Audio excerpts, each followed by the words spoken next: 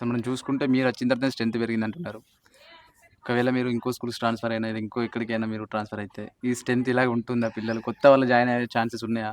లేదా వాళ్ళు డెఫినెట్లీ అండి. అంటే టీచర్లుగా టీచర్ జీవితంలో గావచ్చు, ఉద్యోగుల జీవితంలో గావచ్చు ట్రాన్స్‌ఫర్స్ అనేవి సర్వసాధారణంగా జరగాల్సిందే. ఎక్కడికెళ్ళినా ఇదే నిబద్ధతతో పనిచేస్తున్నప్పుడు సరే నేనొక్కని వల్ల ఇక్కడ స్ట్రెంత్ నా ఒక్కని వల్లనే కాదుగా.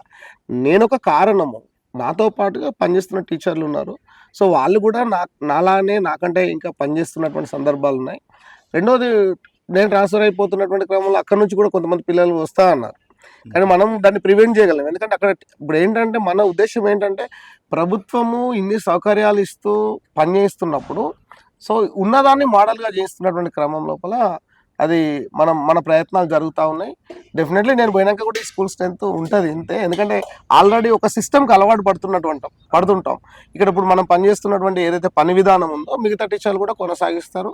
రేపు రాబోయే టీచర్లు కూడా ఎందుకంటే నేనేమంటా అంటే రాష్ట్రంలో చాలా మంది ఎఫిషియెంట్ టీచర్లు ఉన్నారు. ఒక్కరే కాదు. మనం ఒక్కలం అప్పుడు ఇవాళ మనకు మీడియాకు కనబడుతున్నాం కావచ్చు. కానీ ఇట్లా చాలా మంది టీచర్లు ఎక్కడో అక్కడ పనిచేయని టీచర్లు కూడా మీరు గమనిస్తూ ఉంటారు. వాళ్ళు 10% 5% ఉంటారు. వాళ్ళు పెద్ద నా దృష్టిలో అయితే పెద్ద లెక్కకే రాదు. సో మిగతా టీచర్ కూడా పనిచేస్తున్నారు. తప్పకుండా రేపు స్ట్రెంత్ నిలబెట్టుకోవడానికి మిగతా టీచర్లు కూడా పనిచేస్తారు. ఖచ్చితంగా ఉంటుంది.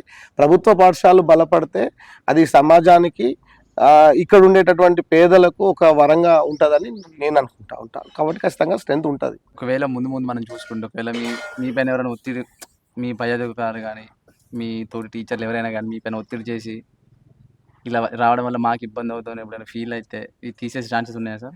యూనిఫామ్ విషయం యాహ్! అంటే మీ టార్గెట్ మొత్తం యూనిఫామ్ మీద ఉందిగా. ఓకే. అదేం లేదండి. అంటే జనరల్‌గా నాకు ఇప్పటికైతే ఒక 7 సంవత్సరాలు అవుతుంది కదా! ఎట్లాంటి ఒత్తిళ్ళు లేవు.